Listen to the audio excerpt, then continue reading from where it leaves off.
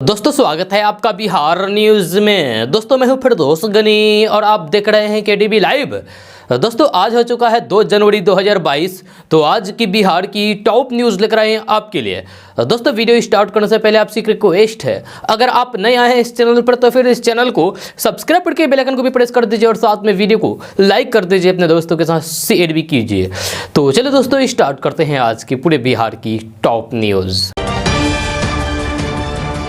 दोस्तों आज बिहार न्यूज़ में सबसे पहले बात करते हैं कि बिहार के पूर्व मुख्यमंत्री लालू प्रसाद यादव के बारे में। ये लगभग सभी लोगों को जानकारी है कि वे गाय पालने के शौकीन रहे हैं, लेकिन ये बहुत कम लोगों को पता होगा कि बिहार के वर्तमान सीएम नीतीश कुमार भी गाय पालने का शौक रखते हैं। जब मुख्यमंत्री और अन्य मंत्रियों ने अपनी संपत्ति की जानकारी को सार्वजनिक किया तो फिर इस बात का खुलासा हुआ है। मुख्यमंत्री नीतीश कुमार ने अपनी संपत्तियों का ब्यौरा सार्वजनिक किया तो फिर ये जानकारी सामने आई है कि मुख्यमंत्री नीतीश कुमार के पास अभी 13 गाय और 9 बछड़े हैं। पहले सीएम नीतीश कुमार के पास 1 दर्जन गाय थी, जब पिछले साल की तुलना में 1 गाय और 3 बछड़े इस बार बढ़े हैं। आपको बता दूं कि लालू राबड़ी आवास पर गायों और बछड़ों की तस्वीरें सामने आती रही है।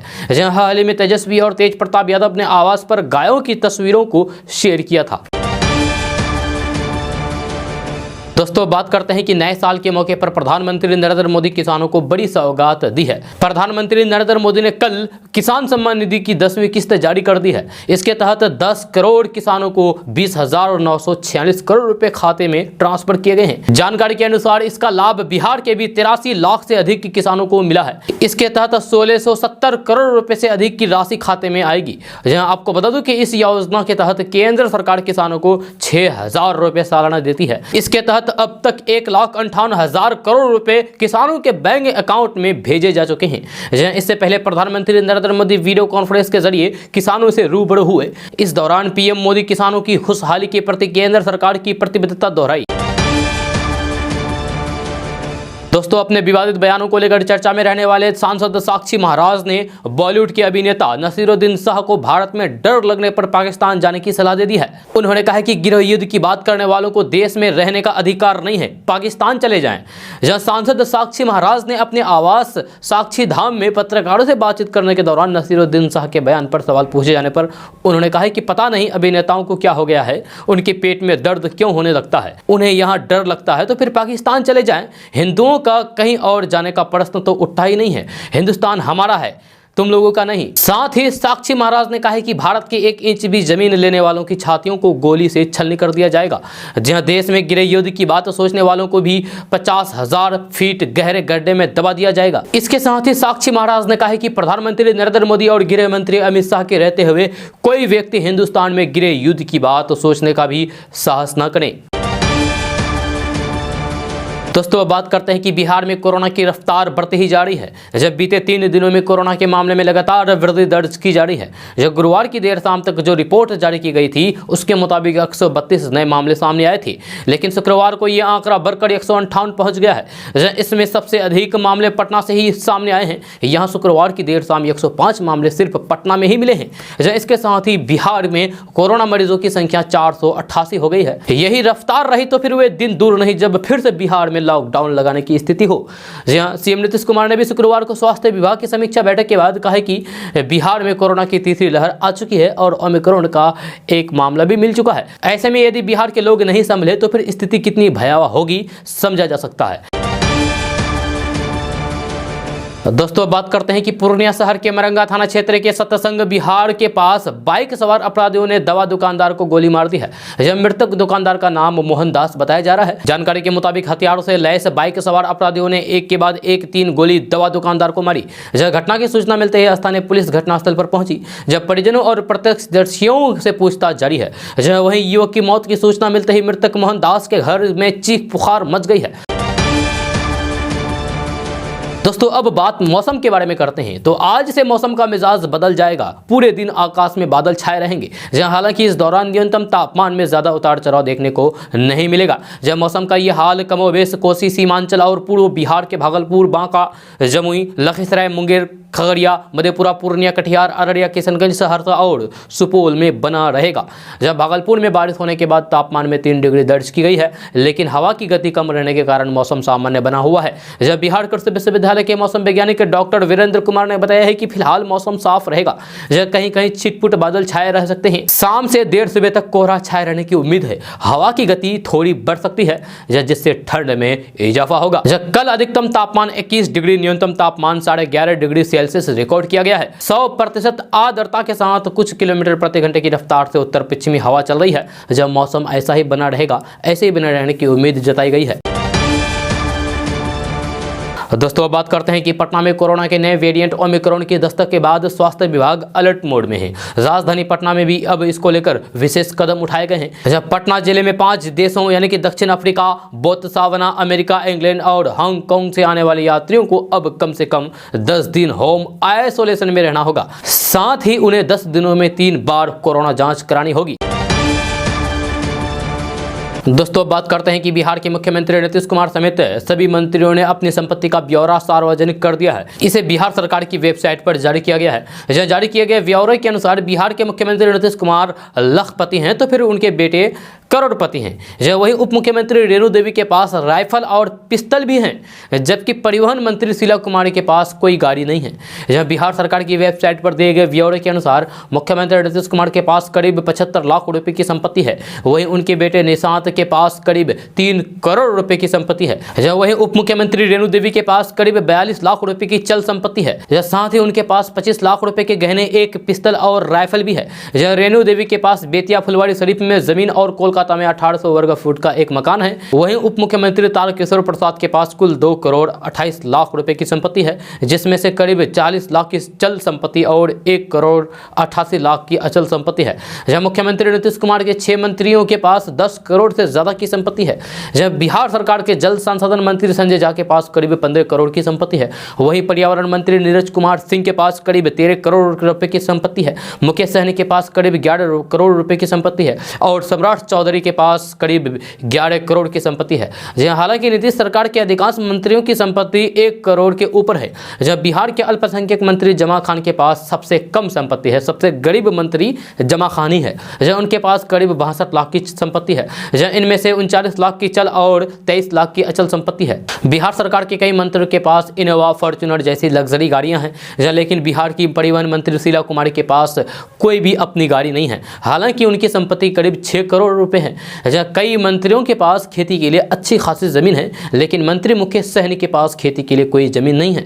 हालांकि उनके पास मुंबई में रहने के लिए और व्यवसायिक जमीन है। बिहार के कई मंत्रियों ने कई बिजनेस में भी निवेश किया हुआ है। दोस्तों बात करते हैं कि बिहार की राजधानी पटना से बड़ी खबर सामने आ रही है। ताज़ा रिपोर्ट के मुताबिक कोरोना के खतरे को देखते हुए सरकार ने यह फैसला लिया है कि बिहार में बिना एग्जाम दिए प्रथम वर्ग के 1.25 लाख ITI छात्रों को प्रमोट कर दिया जाएगा। खबर के अनुसार बिहार के सभी ITI संस्थानों में 2 वर्षीय कोर्स के प्रथम वर्ष में पढ़ रहे छात्रों को ट्रेड थ्योरी, वर्कशॉप, कैलकुलेशन तथा एम्प्लॉयबिलिटी स्किल की आगामी कंप्यूटर बेस्ड स्टेट्स टेस्ट परीक्षा देनी होगी। उन्हें अगले वर्ष में प्रमोट कर दिया जाएगा। दोस्तों बात करते हैं कि बिहार में स्टूडेंट क्रेडिट कार्ड का सबसे ज़्यादा फायदा पिछड़े वर्ग के छात्र छात्राओं को मिल रहा है। 31 दिसंबर 2021 तक नीतीश सरकार के इस ड्रीम प्रोजेक्ट से 1,60,758 से भी ज़्यादा बच्चे लाभ उठा चुके हैं। इनमें से 59% पिछड़े वर्ग के बच्चे एवं उच्च तकनीकी शिक्षा की पढ़ाई कर रहे हैं। वैसे सामान्य वर्ग के बच्चे का भी रुझान कम नहीं है। इस वर्ग से 29% विद्यार्थियों ने लाभ उठाया है, जबकि अनुसूचित जाति के 10% और अनुसूचित जनजाति के 1.20% बच्चों ने लाभ उठाया है। दोस्तों बात करते हैं कि मुख्यमंत्री नीतीश कुमार अपनी माता स्वर्गीय परमेश्वरी देवी की 12वीं पुण्यतिथि पर उन्हें श्रद्धा सुमन अर्पित करने कल नालंदा में स्थित अपने पैतृक घर हरनौत प्रखंड की कल्याण बिघा पहुंचे।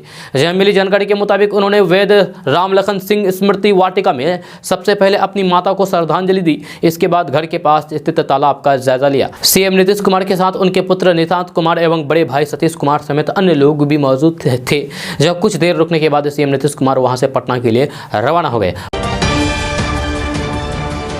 दोस्तों बात करते हैं कि हाल ही में हरिद्वार में एक धर्म संसद का आयोजन किया गया था, जिसमें शामिल कुछ वक्ताओं ने अल्पसंख्यकों की यानी कि मुस्लिमों की आलोचना की। साथ ही साथ उनके नरसंहार का आह्वान किया, यानी कि मुसलमानों को साफ काटने का आह्वान किया। तब से इस मामले को लेकर सियासत जारी है। लेकिन अब सशस्त्र बलों के 5 पूर्व चीफ ऑफ स्टाफ, नौकरशाहों समेत करीब 100 लोगों ने इस मामले में प्रधानमंत्री नरेंद्र मोदी और राष्ट्रपति रामनाथ कोविंद को पत्र लिखा है। पत्र में लिखा गया है कि हरिद्वार में 17 से 19 दिसंबर के बीच धर्म संसद आयोजित की गई थी, जिसमें हिंदू साधुओं और नेताओं ने भाषण दिया। इस दौरान मुसलमानों और अल्पसंख्यकों का नरसंहार करने का आह्वान किया गया, जिससे हम आहत हैं। इसके अलावा धर्म संसद में लगातार भारत को हिंदू राष्ट्र बनाने की भी बात की गई है, जो सही नहीं है, पूरी तरीके से गलत है। पत्र में आगे लिखा गया है कि हिंसा के लिए इस तरह का आह्वान आंतरिक रूप से समाज में असमंजस्य पैदा कर सकता है, साथ ही बाहरी ताकतों यानी कि दुश्मनों को भी ये प्रोत्साहित करेगा। दोस्तों, बात करते हैं कि कोरोना संकट के बीच जहां दुनिया आने वाले नए साल का स्वागत नई उम्मीदों के साथ कर रही थी, उसी बीच भारत में न्यू ईयर की रात एक बड़ा हादसा हो गया।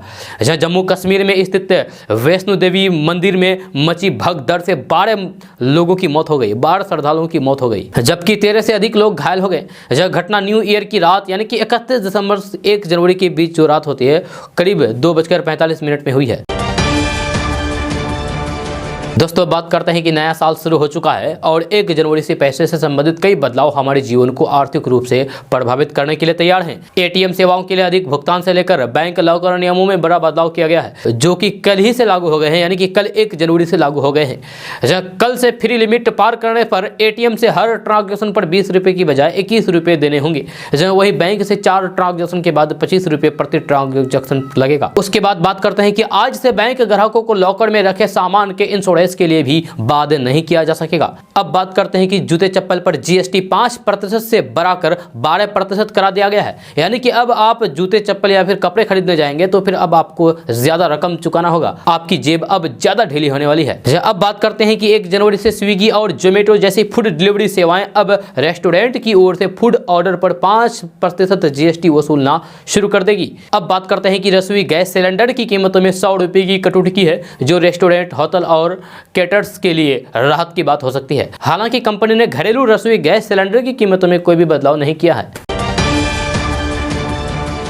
दोस्तों, बात करते हैं कि देश में ओमिक्रॉन के मामले 1000 के आंकड़े को पार कर चुके हैं। ओमिक्रॉन के इस बढ़ते प्रकोप के चलते कई राज्यों में पाबंदियां लागू कर दी गई है। ओमिक्रॉन को लेकर लोगों के मन में एक डर भी देखा जा रहा है, लेकिन इस बीच एक राहत भरी खबर यह है कि ओमिक्रॉन से घबराने की जरूरत नहीं है। ये हम नहीं कह रहे हैं, बल्कि विभिन्न स्वास्थ्य विशेषज्ञ कह रहे हैं। दरअसल दुनिया भर में ओमिक्रॉन मरीजों का विश्लेषण करने पर पता चलता है कि ओमिक्रॉन का संक्रमण तेजी से फैलता है, लेकिन ये ज्यादा खतरनाक नहीं है। द गार्जियन की एक रिपोर्ट में ऑक्सफोर्ड यूनिवर्सिटी के मेडिसिन विभाग ने प्रोफेसर और ब्रिटिश सरकार के जीव विज्ञान सलाहकार सर जॉन बेल के हवाले से लिखा गया है कि ओमिक्रॉन से अस्पतालों में भर्ती होने वाले मरीजों की संख्या में बढ़ोतरी हुई है, लेकिन ये उम्मीद से कम खतरनाक है।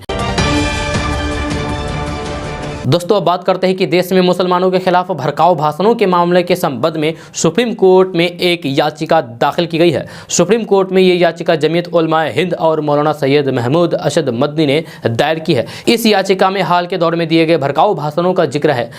इस याचिका के जरिए मांग की गई है कि इस मामले की जाँच के लिए निष्पक्ष कमेटी बनाई जाए। हेट स्पीच को लेकर दायर की गई इस याचिका में कहा गया है कि इस तरह के किसी भी उदाहरण के संबंध में आपराधिक कानून के तहत कोई कार्रवाई नहीं की गई है। पिटीशन में पैगंबर मोहम्मद के खिलाफ की गई घृणास्पद टिप्पणी का भी जिक्र किया गया है। याचिकाकर्ताओं ने कहा है कि साल 2018 से लेकर देश भर में कई लोगों ने मुस्लिम समुदाय के खिलाफ हिंसा भड़काने को लेकर टिप्पणियां की है। सुप्रीम कोर्ट में दायर इस याचिका में यूपी पुलिस द्वारा यति नरसिंहानंद सरस्वती की टिप्पणी के विरोध में 100 से अधिक मुसलमानों को गिरफ्तार किए जाने का भी जिक्र किया गया है। आपको बता दें कि सुप्रीम कोर्ट के 76 वकीलों ने भारत के मुख्य न्यायाधीश को पत्र लिखकर हरिद्वार सम्मेलन के खिलाफ खुद संज्ञान लेते हुए कार्रवाई करने की मांग की थी। इस धर्म संसद में कथित तौर पर मुस्लिमों यानी कि मुसलमानों के खिलाफ आपत्तिजनक टिप्पणी की गई थी। इसमें यह कहा गया है कि मुस्लिम विरोधी नफरत से भरे भाषणों के मामले में पुलिस अधिकारियों ने कोई कार्रवाई नहीं की है।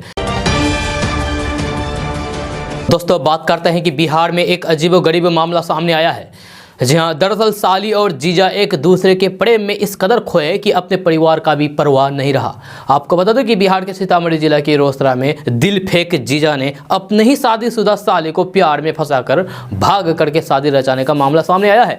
जहाँ लोगों में इस घटना की चर्चा खूब हो रही है, वहीं ससुराल वालों ने दामाद के खिलाफ शादीशुदा बेटी को भगा ले जाने का रिपोर्ट दर्ज कराई है। रिपोर्ट दर्ज करने के बाद पुलिस दोनों की तलाश में जुटी हुई है। इस मामले में खानपुर थाना के मटका धर्मपुर निवासी रामाशीष राय के पुत्र मिट्ठू कुमार के खिलाफ रोसड़ा थाने में रिपोर्ट दर्ज कराई गई है। वहीं आरोपित के सास ने शादीशुदा दूसरी बेटी को बहला फुसलाकर भगाने का आरोप लगाया है। सास ने बताया है कि अपनी बड़ी बेटी ललिता की शादी मिट्ठू से कराई थी, जिसके 2 बच्चे भी हैं। उन्होंने अपनी दूसरी बेटी को जीजा के द्वारा भगा ले जाने का आरोप लगाया है। साथ ही साथ लाखों रुपए के जेवरात एवं 25,000 रुपए भी लेकर भगाने की जानकारी दी है। साथ ही बताया है कि दोनों ने हरियाणा के थावे मंदिर में शादी रचा ली है, जिसकी कार्रवाई की मांग की है। उन्होंने ये भी बताया है कि दामाद ने पहले भी देवी कुमारी को भगाकर ले जाने और फिर सामाजिक दबाव के बाद उसे वापस घर छोड़ने की जानकारी दी।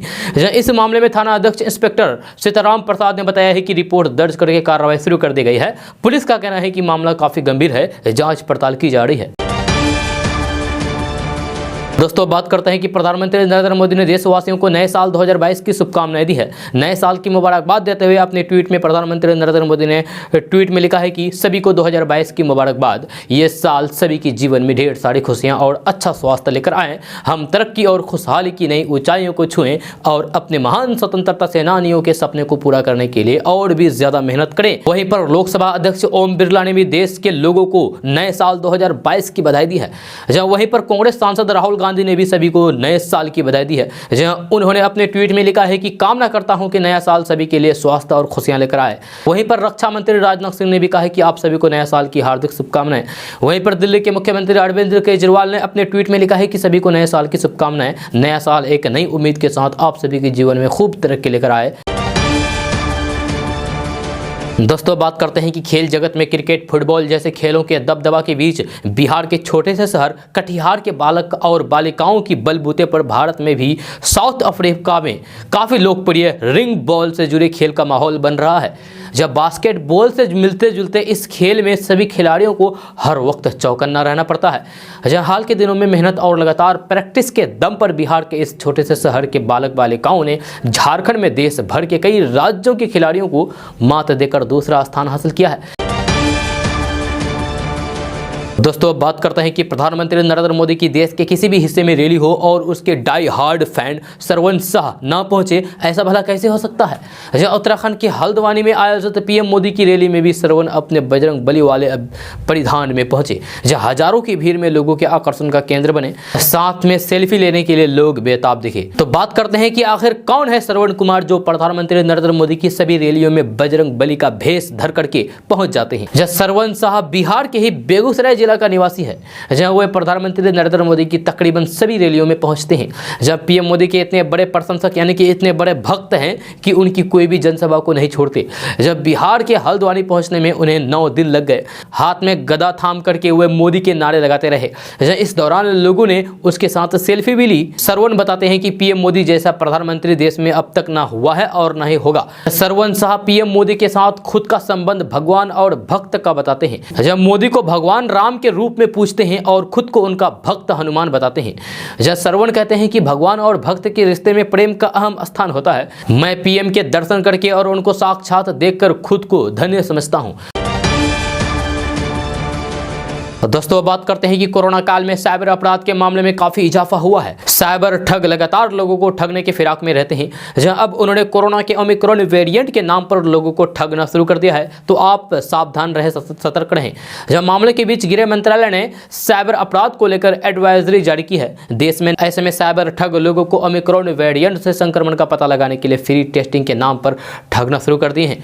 जहां गृह मंत्रालय के साइबर और सूचना सुरक्षा विभाग ने एक एडवाइजरी जारी की है। इसमें कहा गया है कि स्वास्थ्य संकट पर ध्यान केंद्रित होने के कारण साइबर सुरक्षा को ढिलाई बरती जा रही है। साइबर अपराधी इसका फायदा उठाने की कोशिश कर रहे हैं। साइबर अपराधी हमेशा लोगों को अपनी जाल में फंसाने के लिए नए तरीके आजमा रहे हैं। आजकल ओमिक्रॉन वेरिएंट को लेकर साइबर अपराध तेजी से बढ़ रहे हैं। इसके कारण उपजी स्थिति को देखते हुए साइबर अपराधी भोले भाले लोगों को ठगने के लिए विभिन्न हथकंडे अपना रहे हैं। जहां गृह मंत्रालय ने आगे बताया है कि ठग ओमिक्रॉन से संक्रमण का पता लगाने के लिए PCR टेस्ट से संबंधित ईमेल भेजते हैं। इसमें ऐसे लिंक और फाइल फोटो हैं जो लोगों का डेटा चुरा लेते हैं। जब मंत्रालय के अनुसार सरकारी और निजी स्वास्थ्य सेवाओं का नाम इस्तेमाल करके भोली भाली जनता को ठगा जा रहा है। RT-PCR टेस्ट के लिए लिंक पर क्लिक करते ही लोग ठगों द्वारा बनाए गए नकली वेबसाइट पर पहुंच जाते हैं, जो सरकारी निजी स्वास्थ्य सेवाओं की वेबसाइट जैसी ही दिखती है।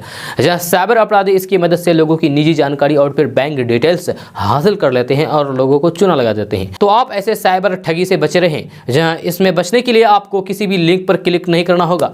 जो भी लिंक आएगा उसको आप इग्नोर करते जाएं। किसी भी लिंक पर क्लिक ना करें, नहीं तो फिर आपको पछताना पड़ सकता है। आपकी गाढ़ी कमाई एक झटके में साइबर अपराधी उड़ा ले जा सकता है। दोस्तों अब बात करते हैं कि नए साल के मौके पर गैस सिलेंडर के दामों में कमी की गई है। जब ताज़ा रिपोर्ट्स के मुताबिक तेल कंपनियों ने कल सुबह गैस सिलेंडर का नया रेट जारी कर दिया, जिसमें दामों में पहले के मुकाबले 102 रुपये की कमी देखने को मिली है। हालांकि ये कमी 19 किलोग्राम कमर्शियल गैस सिलेंडर पर की गई है। आपका घर में जो गैस सिलेंडर है, आप जो इस्तेमाल करते हैं गैस, उसके दाम में 1 भी रुपये कमी नहीं की गई है। आपको इससे कोई फायदा नहीं होने वाला है। आपको बता दूं कि दिल्ली में कमर्शियल गैस सिलेंडर की कीमत पहले 2101 रुपये था, जिसे घटाकर 1998 रुपये कर दिया गया है। वहीं देश के अन्य शहरों में भी इसके दाम कम हो गए हैं। जहां वहीं घरेलू गैस सिलेंडर के दामों में कोई भी बदलाव नहीं किया गया है। जहां लोगों को पहले से तय दरों के अनुसार ही घरेलू गैस सिलेंडर मिलेगा। जहां तेल कंपनियों ने इसके दामों में स्थिरता बनाए रखी है और इसके दामों में कोई भी परिवर्तन यानी कि कोई भी बदलाव नहीं किया गया है। दोस्तों अब बात करते हैं कि बिहार की राजधानी पटना से बड़ी खबर सामने आ रही है। ताज़ा रिपोर्ट्स के मुताबिक बिहार में तेजी से बढ़ रहे कोरोना संक्रमण को देखते हुए सीएम नीतीश कुमार ने बड़ा फैसला लिया है, जहां साथ ही साथ इसको लेकर दिशा निर्देश भी जारी कर दिए हैं। खबर के अनुसार बिहार में ओमिक्रॉन के दस्तक के बीच सीएम नीतीश कुमार की हाई लेवल बैठक हुई। इस बैठक में उन्होंने अधिकारियों को कई दिशा निर्देश तथा कोरोना के प्रति सभी लोगों को सजग और सचेत रहने को कहा है, ताकि कोरोना के फैलाव को रोका जा सके। सीएम नीतीश कुमार ने बिहार के सभी मेडिकल कॉलेज, अस्पतालों, जिला अस्पताल और अनुमंडल अस्पतालों को तैयार रहने को कहा है। सीएम नीतीश कुमार ने ऑक्सीजन और दवा की पर्याप्त उपलब्धता रखने तथा टेक्नीशियन और पूरी मेडिकल टीम को अलर्ट मोड पर रहने के आदेश दिए हैं। सीएम नीतीश कुमार ने स्पीड पोस्ट के माध्यम से Covid home isolation medical kit लोगों के घर तक पहुंचाने को कहा है। सीएम नीतीश कुमार ने कहा है कि दूसरे राज्य से बिहार आने वाले व्यक्तियों पर नजर रखी जाए और कोरोना टेस्ट कराया जाए। दोस्तों बात करते हैं कि बिहार में किसान इन दिनों खाद की किल्लत से जूझ रहे हैं। यूरिया नहीं मिलने की वजह से फसल पर कुप्रभाव पड़ रहा है। खाद की आपूर्ति कराने को लेकर किसान बिहार के अलग अलग जिलों में रोजाना प्रदर्शन कर रहे हैं। इधर बार बार कहने के बाद भी सरकार की ओर से इस ओर कोई ठोस कदम नहीं उठाया गया है। ऐसे में विपक्ष लगातार बिहार की सरकार और मुख्यमंत्री नीतीश कुमार को घेर रहे हैं। इस क्रम में आरजेडी के वरिष्ठ नेता शिवानंद तिवारी ने समाज सुधार अभियान चला रहे मुख्यमंत्री नीतीश कुमार पर जमकर हमला बोला है। शिवानंद तिवारी ने कहा है कि शराब से फुर्सत निकालिए मुख्यमंत्री जी। बिहार में यूरिया के लिए किसानों में हाहाकार मचा हुआ है। खाद के लिए छटपटाते किसान पर हवाई फायरिंग हो रही है। उन पर टीयर गैस के गोले दागे जा रहे हैं। बेमौसम बारिश ने वैसे ही किसानों की जान संतान में डाल दी है, लेकिन शराबबंदी के नशा में मदहोश मुख्यमंत्री को किसानों की आवाज सुनाई नहीं दे रही है। आरजेडी नेता शिवानंद तिवारी ने कहा है कि बिहार की लगभग 80% आबादी कृषि पर निर्भर है। न्यूनतम मूल्य पर धान की खरीद नहीं हो रही है। जहां किसान औने पौने दाम में धान बेच रहे हैं, जो धान कटने के बाद खेतों में रह गया है, असमय की बारिश में भीग गया है। बारिश की वजह से सब्जी पैदा करने वाले किसान अलग सिर पर हाथ रखकर बैठे हुए हैं, लेकिन सरकार की ओर से अब तक किसानों के लिए संतावना का कोई बयान नहीं आया है। दोस्तों बात करते हैं कि इस बार ठंड के मौसम में सब्जियों की कीमत कम नहीं हुई है। इससे लोग भी आश्चर्य मान रहे हैं। जब ठंड में सब्जी की कीमत कम रहने से लोग भरपूर सब्जी खरीदते थे, लेकिन इस बार स्थिति ऐसी है कि लोग किलो के बजाय पाव तथा आधा किलो सब्जी लेकर गुजारा कर रहे हैं। दुकानदारों का कहना है कि बाहर से ही सब्जियां महंगी आ रही है, इस वजह से कीमत अधिक है। सब्जियों के बढ़े हुए दाम से आम आदमी की जेब ढीली हो रही है। महंगाई ने आम आदमी की जेब को हल्का करना शुरू कर दिया है। रसोई में दाल का स्वाद फीका हो रहा है और सब्जियों का स्वाद बिगड़ गया है। जहां सब्जियों के बढ़ रहे दाम का असर अब लोगों की थालियों में भी दिखने लगा है। जहां सब्जी मंडी में थोक कारोबारियों का कहना है कि बाहर से ही अधिक कीमत पर सब्जी आ रही है, जिससे यहां के बाजारों में कीमतें बढ़ी हुई है। नए साल तथा नवंबर और दिसंबर माह में सर्दी का मौसम आते ही कीमतों में काफी गिरावट आ जाती थी पिछले साल, जिसमें आलू, टमाटर, गोभी आदि चीजें काफी सस्ती हो जाती थी। टमाटर के शौकीनों की थाली से ज्यादा टमाटर गायब है, लेकिन इस बार ऐसा कुछ नहीं है। जहाँ टमाटर के शौकीनों की थाली से जहाँ टमाटर गायब है, वहीं हरी सब्जियां भी आंख से आंसू निकाल रही है। आलम यह है कि बाजार में सब्जी की खरीदारी करने वाले लोग मोल भाव करने के बाद ही खरीदारी कर रहे हैं। जो सब्जी महंगी लग रही है उसे नहीं खरीद रहे हैं। 5 किलो या फिर 10 किलो तक सब्जी लेने वाले समय में अभी भी पाव तथा आधा किलो ही सब्जी खरीदने पड़ रही है। दोस्तों एक बड़ी खबर भागलपुर जिले से आ रही है, जहां नए साल मनाने के लिए निकले 3 दोस्तों की सड़क दुर्घटना में मौत हो गई। जहां घटना को लेकर बताया जा रहा है कि तीनों दोस्त मिलकर देर रात पुराने साल को बाय बाय और नया साल की जश्न मनाने के लिए बाइक से निकले थे। भागलपुर दुमका मुख्य सड़क मार्ग के टीओपी थाना क्षेत्र के पिस्ता चौक के पास रात करीब 1 बजे अज्ञात वाहन की चपेट में आने से तीनों दोस्तों की जान चली गई मौके पर। यह मृतक तीनों दोस्तों की पहचान स्नोखर थाना क्षेत्र के निवासी सहदेव महतो के 21 वर्षीय पुत्र मोनू महतो के रूप में हुई है। दोस्तों बात करते हैं कि उत्तर प्रदेश के सहारनपुर में 2 दिसंबर को एक 22 वर्षीय किसान एहसान राव को जय श्री राम नारे लगाना भारी पड़ गया है। जब उसका कम्युनिटी ने बाइकआउट ही कर दिया है। दरअसल एहसान ने सीएम योगी आदित्यनाथ और केंद्रीय गृह मंत्री अमित शाह की एक संयुक्त रैली में भाग लिया था। जहाँ उस दौरान उसने बैरिकेडिंग पर चढ़कर भारत माता की जय और जय श्री राम के नारे लगाए थे। जहाँ वही टोपी पहने एहसान का ये वीडियो सोशल मीडिया पर काफी वायरल होने के बाद उसके लिए घर से निकलना मुश्किल हो गया था। वही एहसान का कहना है कि उसे जय श्री राम के नारे लगाने पर कोई अफसोस नहीं है। उन्होंने कहा है कि मैं रैली के दौरान माहौल की वजह से काफी जोश में भर गया था, जिसके बाद मैंने भी जय श्री राम के नारे लगाना शुरू कर दिए। इस दौरान मैंने ध्यान नहीं दिया कि इसे कौन रिकॉर्ड कर रहा है। एहसान ने बताया है कि सबसे पहले उसके बचपन के दोस्त ने उसे फोन करके कहा है कि उनके बीच सभी संबंध टूट गए हैं। जब बाद में उसके चचा और चचेरा भाई ने भी उसका बहिष्कार कर दिया। जल्द ही एहसान को गैर इस्लामिक होने का आरोप लगाते हुए धमकी भरे कॉल आने लगे। दोस्तों बात करते हैं कि कोरोना की वैश्विक महामारी में पासपोर्ट बनाने वाले आवेदकों की संख्या घटी है। हालांकि पिछले साल के मुकाबले 1 लाख पासपोर्ट अधिक बने हैं। क्षेत्रीय पासपोर्ट कार्यालय की ओर से जारी रिपोर्ट के अनुसार पिछले साल 1,81,354 पासपोर्ट जारी किए थे, जबकि इस साल 2,85,262 पासपोर्ट के आवेदन आए हैं। इनमें 2,70,243 पासपोर्ट जारी किए गए हैं। लगभग 15,000 पासपोर्ट आवेदन पेंडिंग पड़ा हुआ है। दोस्तों बात करते हैं कि उत्तराखंड के हरिद्वार में कुछ दिनों पहले हुई कथित धर्म संसद में हेट स्पीच और मुसलमानों को मारने के आह्वान पर वरिष्ठ वकील दुष्यंत दवे ने नाराजगी जाहिर करते हुए कहा कि ये आज़ादी के बाद के भारत में सबसे खराब हेट स्पीच है। जब दवे ने कहा है कि कार्यपालिका का चुप रहना चौंकाने वाला है और ये समझ से परे है कि पुलिस इस तरह से कैसे काम कर रही है। आपको बता दूं कि दुष्यंत दवे वरिष्ठ वकील है। उन्होंने कहा है कि मेरे हिसाब से ये आज़ादी के बाद के भारत में हमने सबसे खराब हेट स्पीच देखी है।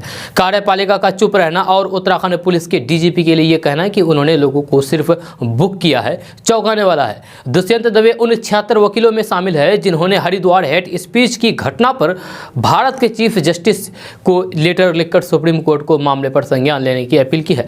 यह दुष्यंत दवे ने कहा है कि प्रधानमंत्री नरेंद्र मोदी और गृह मंत्री अमित शाह की चुप्पी पर सवाल उठाते हुए कहा कि आप 2002 या फिर 1984 की तरह दंगों को बार बार नहीं भड़का सकते। इसलिए राजनीतिक दल ऐसे संगठनों द्वारा इस तरह के खराब व्यवहार में शामिल है जो उन्हें बाहर से समर्थन दे रहे हैं, और यही एकलौता कारण है कि प्रधानमंत्री ने उनकी निंदा करते हुए कोई बयान नहीं दिया है। गृह मंत्री ने भी इस बारे में एक शब्द भी नहीं कहा है और निश्चित रूप से कानून यहाँ गायब है, क्योंकि अब तक किसी को गिरफ्तार नहीं किया गया है। दुष्यंत दवे ने कहा है कि देश में बहुसंख्यकों के लिए अलग और अल्पसंख्यक और सिविल सोसाइटी के लोगों के लिए अलग कानून है। उन्होंने कहा कि ये अफसोस की बात है कि न्यायपालिका इसके कड़े शब्दों और फिर आदेशों के साथ निंदा नहीं कर रही है। दोस्तों अब बात करते हैं कि नए साल 2022 की शुरुआत हो गई है। जब बिहार के डीजीपी एस के सिंघल भी इस साल रिटायर होंगे। हालांकि वे इस साल के अंत में यानी कि दिसंबर में रिटायर होंगे। डीजीपी एस के सिंघल के अलावा कई आईजी डीआईजी रैंक के अधिकारी भी 2022 में रिटायर होंगे। दोस्तों बात करते हैं कि स्वच्छता सर्वे 2022 में पटना को बेहतर रैंकिंग मिले, इसके लिए नगर निगम की ओर से कई प्रयास किए गए हैं। यह प्रयास कितना सफल हुआ है, इस पर अपनी राय देने की बारी पटना के लोगों की है। 1 जनवरी से 28 फरवरी तक लोग ऑनलाइन फीडबैक दे सकते हैं। दोस्तों बात करते हैं कि नेता प्रतिपक्ष तेजस्वी यादव ने साल के पहले दिन में मुख्यमंत्री नीतीश कुमार के ऊपर जोरदार तंज कसा है। तेजस्वी यादव ने कहा है कि 16 साल से नीतीश कुमार बिहार के मुख्यमंत्री हैं। अगर इसके बावजूद भी बिहार में कुछ काम बचा हुआ है तो फिर उसकी जिम्मेदारी सिर्फ और सिर्फ नीतीश कुमार की है। जो पुराने वादे हैं नीतीश कुमार इस साल उसे पूरा करे। ये उम्मीद की जानी चाहिए कि लाखों रोजगार देने का जो वादा किया था वह कम से कम साल में एक बार तो पूरा करके दिखाएं। इतना ही नहीं, इस बात के भी संकेत दिए हैं कि खरमास खत्म होने के बाद वे बिहार के दौरे पर निकलेंगे। तेजस्वी यादव ने बिहार की बदहाली के लिए नीतीश कुमार को जिम्मेदार ठहराया है।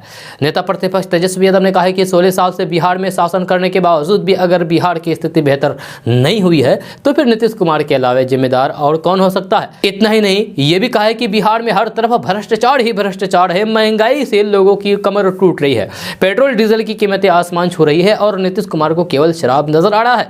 अगर कोई सवाल पूछता है तो फिर कहते हैं कि उन्हें जानकारी नहीं है। विधानमंडल में शराब की बोतलें मिलती हैं लेकिन नीतीश कुमार अनजान बने रहते हैं। तेजस्वी यादव ने कहा है कि नीतीश कुमार को अपनी विफलता की जिम्मेदारी लेनी चाहिए। दोस्तों, बात करते हैं कि एक तरफ दुनिया जहां कोरोना से जूझ रही है तो फिर वहीं इजराइल में एक नई बीमारी फ्लोरोना का पहला संक्रमण दर्ज किया गया है। ये कोरोना और इन्फ्लुएंजा का एक दोहरा संक्रमण है। जब मीडिया रिपोर्ट्स के अनुसार इस सप्ताह रेबिन मेडिकल सेंटर में बच्चों को जन्म देने आई गर्भवती महिला में दोहरी संक्रमण का मामला दर्ज किया गया है। जब रिपोर्ट में कहा गया है कि एक महिला में दोहरा संक्रमण के मामले का पता चला है। जब महिला को इस हफ्ते एक बच्चे को जन्म देने के लिए रेबिन मेडिकल सेंटर में भर्ती कराया गया था। इससे इजराइल के स्वास्थ्य अधिकारियों में हरकंप मच गया है। फिलहाल स्वास्थ्य मंत्रालय इस मामले की बारीकी से जाँच कर रहा है। जब वही अस्पताल के डॉक्टरों ने बताया है कि जिस महिला को फ्लोरोना हुआ है वह वैक्सीनेटेड नहीं है, लेकिन डॉक्टरों ने बताया है कि उसकी हालात स्थिर है। लेकिन ये एक सबक है कि लोगों को वैक्सीन लगवानी चाहिए। साथ ही आपके मन में यह सवाल उठ रहा होगा कि आखिर ये फ्लोरोना है क्या। तो फ्लोरोना कोविड-19 और इन्फ्लुएंजा के संक्रमण के कारण होने वाले दोहरे संक्रमण को दिया गया शब्द है। यह दोनों संक्रमण मानव शरीर के लिए खतरनाक है। जो वहीं कोविड और इन्फ्लुएंजा के दोहरे संक्रमण का जोखिम स्वाभाविक रूप से डर पैदा कर रहा है। यह कोविड-19 के लक्षण के बारे में लगभग सभी को मालूम है। दोस्तों, बात करते हैं कि आमिर सुबहानी ने बिहार के नए मुख्य सचिव का पदभार ग्रहण कर लिया है। मुख्यमंत्री नीतीश कुमार ने अपने पसंदीदा अधिकारी आमिर सुबहानी को बिहार का नया मुख्य सचिव बनाया है। जहां सरकार ने विकास आयुक्त के पद पर तैनात आमिर सुबहानी को बिहार का मुख्य सचिव बनाया है। बिहार के मौजूदा चीफ सेक्रेटरी त्रिपुरारी शरण 31 दिसंबर को रिटायर हो गए हैं। जहां आमिर सुबहानी ने उनके रिटायर होते ही पदभार ग्रहण कर लिया है। आपको बता दूं कि त्रिपुरारी शरण का 2 बार कार्यकाल विस्तार किया जा चुका है। जहां अगले मुख्य सचिव के लिए सुबहानी के नाम पर चर्चा पहले से ही हो रही थी। 1987 बैच के IAS अधिकारी आमिर सुबहानी नीतीश कुमार के करीबी माने जाते हैं और लंबे समय तक उनके कार्यकाल में गृह विभाग के प्रधान सचिव रहे हैं। दोस्तों, बात करते हैं कि बिहार सरकार ने बिहार में अगले वित्तीय वर्ष यानी कि 2022-23 में 89 औद्योगिक प्रशिक्षण संस्थान यानी कि ITI खोलने का फैसला लिया है। मुख्यमंत्री नीतीश कुमार की अध्यक्षता में मंगलवार को राज्य मंत्रिमंडल की हुई बैठक में 89 ITI खोलने के फैसले पर मुहर लगाई गई है। दोस्तों, आज का न्यूज़ बस यहाँ तक। कैसा लगा जरूर अपना सुझाव दीजिएगा नीचे कमेंट बॉक्स में कमेंट करके। अगर आप नए आए हैं इस चैनल पर तो फिर इस चैनल को सब्सक्राइब करके बेल आइकन को भी प्रेस कर दीजिए और साथ में वीडियो को लाइक कर दीजिए, अपने दोस्तों के साथ शेयर भी कीजिए। तो चलिए दोस्तों, फिर मिलते हैं अगले वीडियो में।